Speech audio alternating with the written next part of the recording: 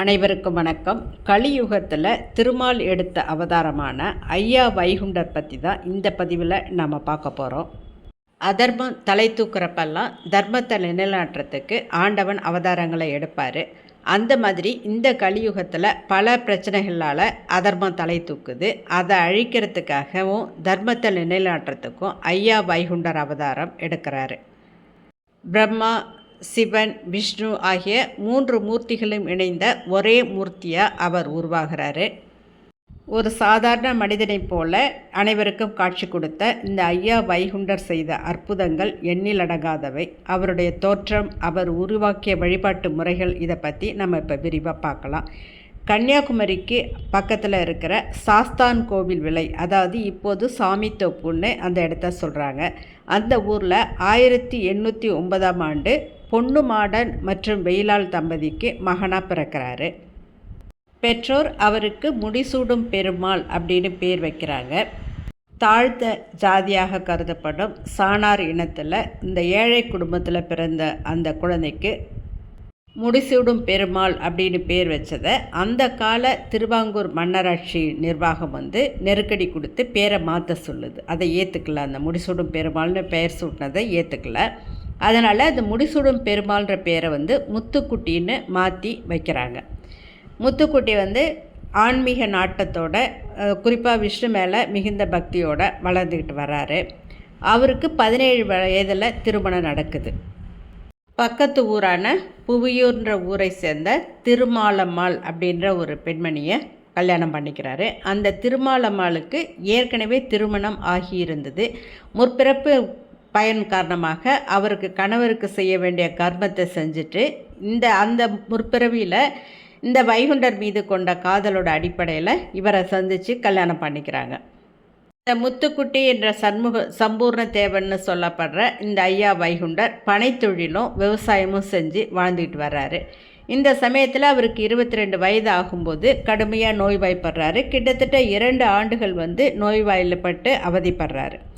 அப்போது இந்த முத்துக்குட்டியோட தாயாரான வெயிலாளோட கனவுல விஷ்ணு தோன்றாரு. அந்த நாராயணர் என்ன சொல்கிறாருன்னா, மாசி மாத விழாவப்போ திருச்செந்தூருக்கு நீ அழைச்சிட்டு வா, நோய் குணமாகும் அப்படின்னு சொல்கிறாரு. அதனால் அவன் தாயார் வெயிலால் என்ன பண்ணுறாங்க, சுற்றி இருக்கிறவங்களெல்லாம் உறவினர்களை கூப்பிட்டுக்கிட்டு ஒரு தொட்டில் கட்டி அதில் இந்த முத்துக்குட்டியை அமர வச்சு அழைச்சிட்டு வர்றாங்க. திருச்செந்தூர் கடற்கரைக்கு வந்ததுமே அவர் தொட்டிலை விட்டு எழுந்து தானாக வேகமாக நடந்து கடலுக்குள்ளே போயிடுறாரு. இதை எல்லாரும் பார்த்துட்ருக்காங்க. கடலுக்குள்ளே போனவர் திரும்பி வருவார்னு காத்துட்ருக்காங்க. ஒரு நாள் ஆனாலும் அவர் திரும்பி வரலை. அதனால் உறவினர்கள் எல்லாருமே இனிமேல் கடலுக்குள் போனவர் வரமாட்டார், அவர் இறந்துட்டார் அப்படின்னு சொல்லிட்டு திரும்பி சொந்த ஊருக்கு போயிடுறாங்க. அவரோட தாய் வெயிலால் மட்டும் அழுது இவர் எப்படியும் வந்துடுவாருன்னு கடற்கரையிலேயே காத்துட்ருக்காங்க. ஐயா வைகுண்டர் அதாவது இந்த முத்துக்குட்டி கடலுக்குள் போன 3ஆவது நாள் கொல்லம் ஆண்டு 1008 மாசி 20ஆம் தேதி, சரியாக ஆங்கில தேதி சொல்லணும்னா 4/3/1833 கடல்லேருந்து வெளியில் வர்றார். அவர் தெய்வீக விஷ்ணுவாக வெளியில் வர்றாரு. தாய்ப்பாசத்தோடு இவங்க போய் அவரை கட்டிப்பிடிக்க போகிறாங்க.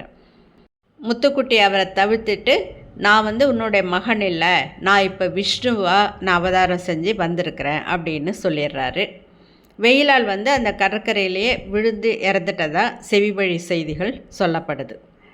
திருச்செந்தூர் கடல்லேருந்து அவதரித்து தருவையூரில் மனித உருவில் வாழ்ந்துட்டுருக்காரு ஐயா வைகுண்டர்.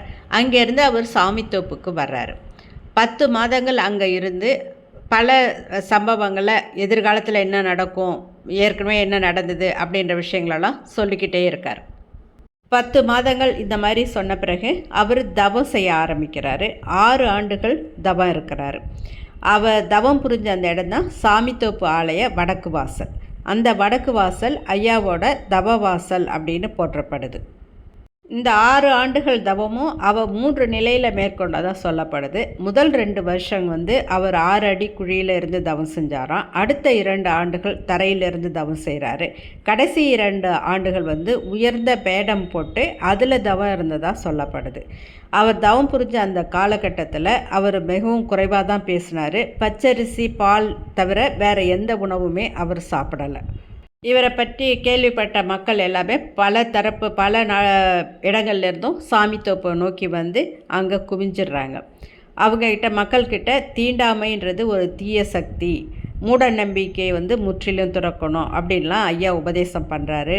நோய் நொடி, மன உளைச்சல், உறுப்பு ஊனங்கள் இது எல்லாத்தையுமே தன்னோட பார்வையாலும் திருமண் பதம் கொடுத்தும் அவர் பரந்தோட செஞ்சிடுறாரு.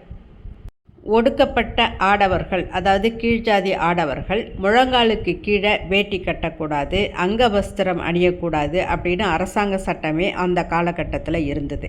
அந்த நிலையில் தலைப்பாகை அணிந்து தான் இறை வழிபாடு செய்யணும், பெண்கள் தோல் சீலை அச்சமின்றி அணியணும் அப்படின்னு போதிச்சு மக்களை தலை நிமிர்ந்து நிற்க செய்கிறாரு.